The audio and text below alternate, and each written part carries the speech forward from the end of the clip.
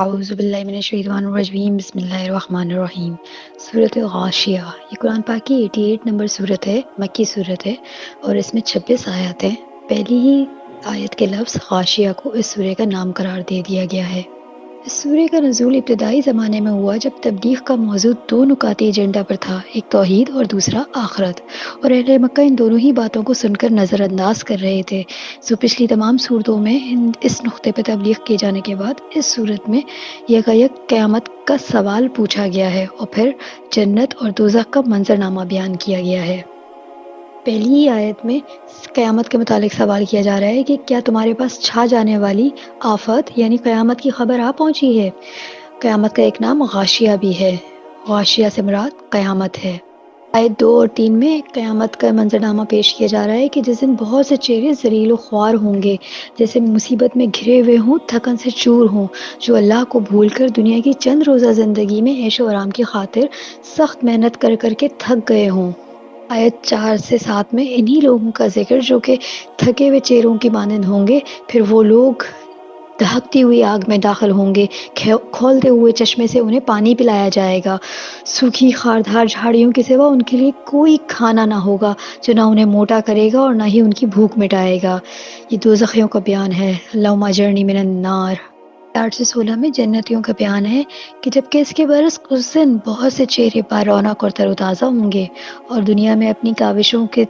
تحت اس پر خوش ہو رہے ہوں گے، عالی مقام جنتوں میں ہوں گے، جہاں وہ کوئی لغو بات یعنی بیکار، بے مقصد و بیہودہ بات نہیں سنیں گے، جہاں بہتا ہوا چشمہ ہوگا اور اس میں اونچے اونچے تخت اور مسندیں بچھی ہوئی ہوں گی، اور وہاں پر ساغر یعنی جام سے بھرے ہوئے گلاس رکھے ہوئے ہوں گے اور گوتکیوں کی قطاریں لگی ہوئی ہوں گی، مخملی قالین بچھے ہوئے ہوں گے۔ اللہ سے دعا ہے کہ اللہ تعالی ہمیں نصیب فرمائے، آمین۔ آیت 17 میں اسپیسیفکلی ابل یعنی اونٹ کا ذکر ہے، تو کیا وہ اونٹ کی طرف نہیں دیکھتے کہ وہ کیسے پیدا کیے گئے ہیں؟ عرب کے لوگ صحراؤں میں اونٹوں پہ سفر کیا کرتے تھے، اور اونٹ کی تخلیق میں عجیب و غریب خصوصیات ہیں کہ ایک تو یہ کہ وہ کئی کئی دن بغیر کھائے پیے رہ سکتا ہے، صحرا کی گرمی میں کئی کئی روز سفر کر سکتا ہے، صحرا کی تپتی ہوئی گرمیوں میں، چلچلاتی آندھیوں میں سفر کرنے سے گریزاں ہر حیوان ہوتا ہے سوائے اونٹ کے، جس کی سب سے بڑی خاصیت ہے کہ اس کی آنکھ کے اوپر ٹرانسپیرنٹ جھلی ہوتی ہے جو آندھیوں میں بھی اس کو دیکھنے کی صلاحیت پر معمور رکھتی ہے اور کنکریوں کے آنکھ میں جانے سے اسے محفوظ رکھتی ہے، اور یہ بھی کہ وہ اونٹوں پر سفر کرتے ہوئے آسمان کے تغیرات، زمینی حقائق اور صحرا اور پہاڑوں سے بھی واقف تھے۔ تو اللہ نے اس آیتوں میں فرمایا کہ اگر اپنے آس پاس ہی غور و فکر کر لیں تو انہیں پتہ چل جائے گا کہ جس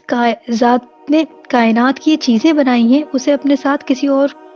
شریک کی ضرورت نہیں ہو سکتی۔ آیت 18 سے 20 میں آسمان کی طرف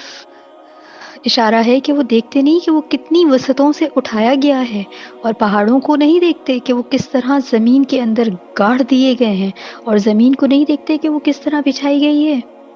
آیت 21 سے 26 تک میں پھر نبی صلی اللہ علیہ وسلم کو کہا جا رہا ہے کہ بس اے نبی صلی اللہ علیہ وسلم، آپ نصیحت فرماتے رہیے، یاد دہانی کراتے رہیے، آپ تو نصیحت فرمانے والے ہیں، آپ صلی اللہ علیہ وسلم ان پر کوئی